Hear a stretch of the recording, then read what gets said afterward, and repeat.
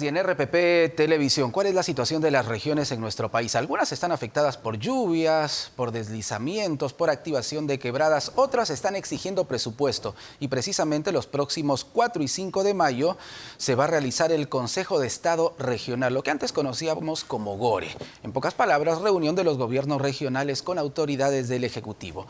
Para conversar al respecto, estamos aquí en los estudios de RPP con Roel Sánchez, presidente de la Asamblea de Gobiernos Regionales. Bienvenido, RPP.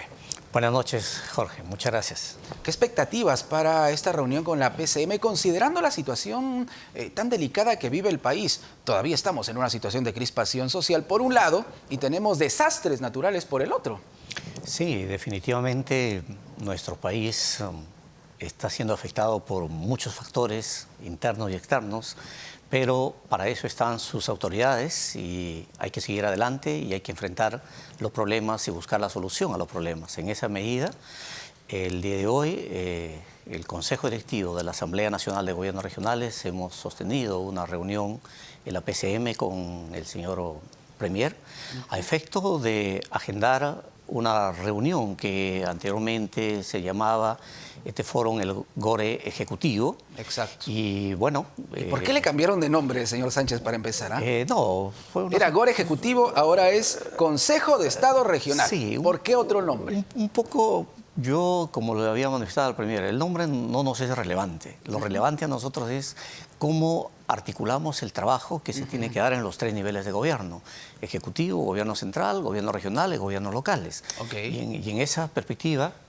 de hecho que como Asamblea Nacional de Gobiernos Regionales nos interesa a nosotros abordar muchos de los problemas, porque si vemos a nivel país, una realidad es el norte, otra es el centro, otra es el oriente y otra es el sur. Entonces, en esa medida, por ejemplo, nosotros como Asamblea Nacional estamos impulsando mucho la conformación de las mancomunidades, es decir, la agrupación de regiones. Por ejemplo, tenemos la mancomunidad de los Andes, la mancomunidad amazónica, la mancomunidad de la macrorregión sur, que nos permita tener una intervención con financiamiento para desarrollar proyectos de impacto macrorregional. Pero también a los 100 días que se ha cumplido este 10 de abril en relación a la gestión de los gobiernos regionales, donde ya se ha levantado la información necesaria, ya se tiene mapeado todas las necesidades, todos los problemas y sobre todo las brechas que debemos cerrar. Y entonces es importante tener claridad con la intervención con lo Ejecutivo, porque ¿qué pasa? Que en los diferentes ministerios encontramos nosotros intervenciones que están bien, pero intervenciones donde el gobierno local o el gobierno regional no está informado. Me explico, por ejemplo, el Ministerio de Agricultura tiene PCI, tiene Sierra Exportadora, tiene Agro Rural y está interviniendo en una región y entonces ese presupuesto no se ve el impacto que debe tener en la región. ¿Hay una falta de coordinación ahí entonces? Eso es lo que necesitamos nosotros, abordar la auténtica el proceso de descentralización y el manejo del presupuesto como corresponde. ¿Y cómo ve el tema del presupuesto? Porque el ministro Contreras, por ejemplo, el titular del MEF, ha criticado a los gobiernos regionales, a los gobiernos locales, ha dicho que se gasta poco, se gasta mal, no se gasta bien.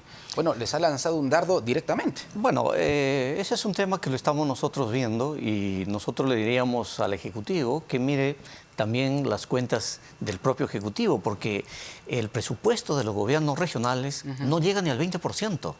Y de ese 20%, si lo vemos nosotros, para inversión estamos en un promedio de 7-8%. Pero no es un argumento válido, pues, señor Sánchez, que porque el Ejecutivo gasta mal, el gobierno regional lo va a hacer lo mismo, ¿no? Por lo menos.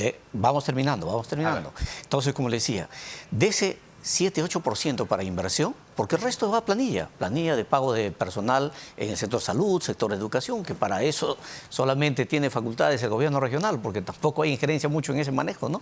Claro. Entonces, ¿qué pasa? En el tema de las inversiones, lo que nosotros estamos priorizando son inversiones que nos permitan atender aquellas brechas que necesitan los diferentes sectores. Por ejemplo, cuando vemos nosotros en las regiones, agricultura, el problema serio que tenemos es déficit en infraestructura hidráulica. Por lo tanto, hay que invertir en infraestructura hidráulica. Cuando vemos salud, el problema serio que es políticas de salud pública.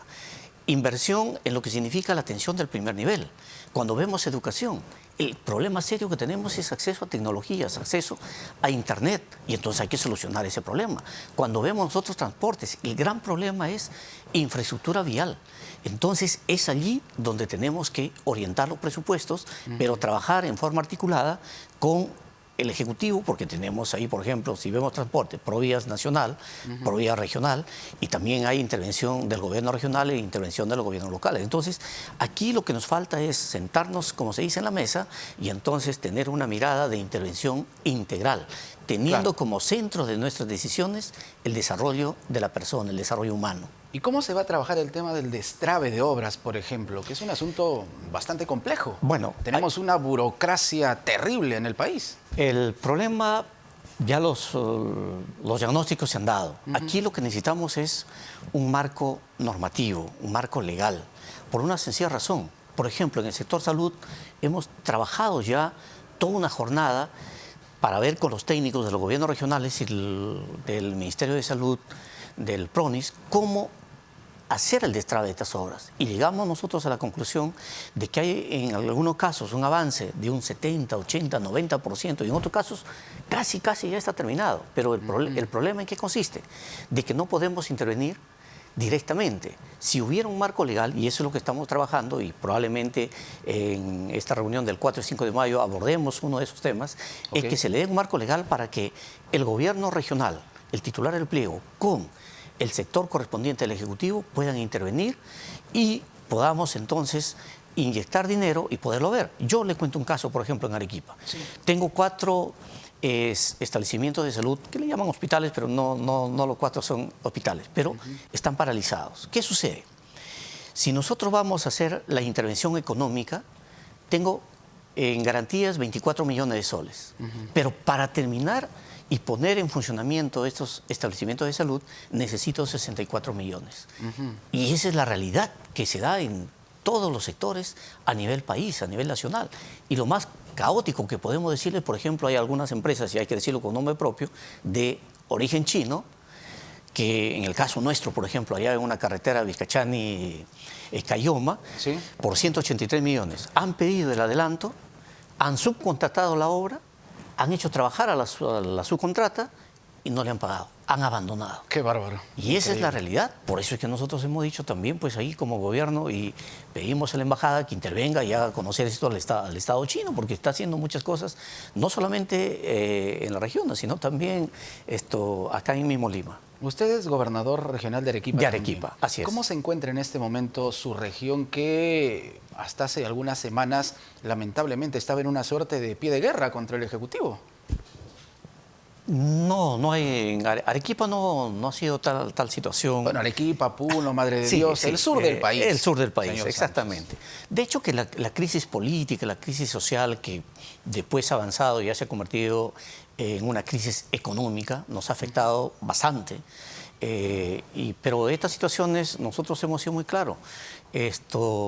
Problemas sociales, políticos de alcance nacional es un problema que tiene que resolverlo el Ejecutivo y tiene que resolverlo el Legislativo. ¿Se ha conversado con los colectivos que estaban saliendo a manifestarse, a movilizarse? Estamos en constante diálogo, y obvio ellos tienen su propia agenda. Le hemos dicho que la protesta siempre es válida, siempre y cuando se respete la propiedad pública y la propiedad privada. Hay que condenar nosotros cualquier tipo de violencia, venga de donde venga, pero también hay que estar muy claros que a los gobernadores nos han elegido para trabajar por el desarrollo de nuestras regiones, para trabajar por el bienestar de nuestra población.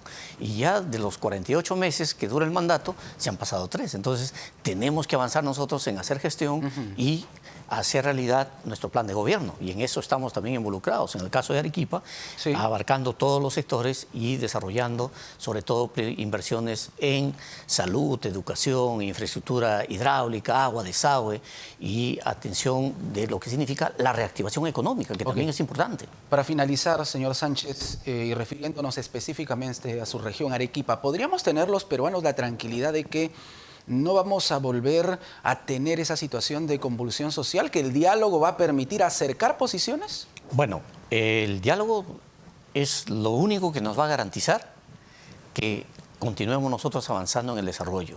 Si hay algo que tenemos que llamar nosotros es a la reconciliación, a trabajar por lo que significa el cambio y desarrollo de nuestras regiones. Y en ese contexto, definitivamente, hay pues, por ejemplo, se estuvo trabajando con el Ejecutivo toda una intervención de inversiones en el sur. Pero esto un poco se han quedado en stand-by por el problema que se ha presentado en el norte. Y allí, por ejemplo, nos interesa trabajar en forma unificada la prevención de los desastres naturales, porque se nos viene a fin de año los efectos del fenómeno del niño costero, niño global, y entonces hay que invertir en todo esto, lo que significa la prevención y el desarrollo de nuestras regiones. Vamos a estar atentos entonces a la reunión del Consejo de Estado Regional, antes GORE Ejecutivo, ¿correcto? Hacemos un llamado a nuestros gobernadores para agendar el día 4 y 5 de mayo y estar presentes en este Consejo de Estado Regional.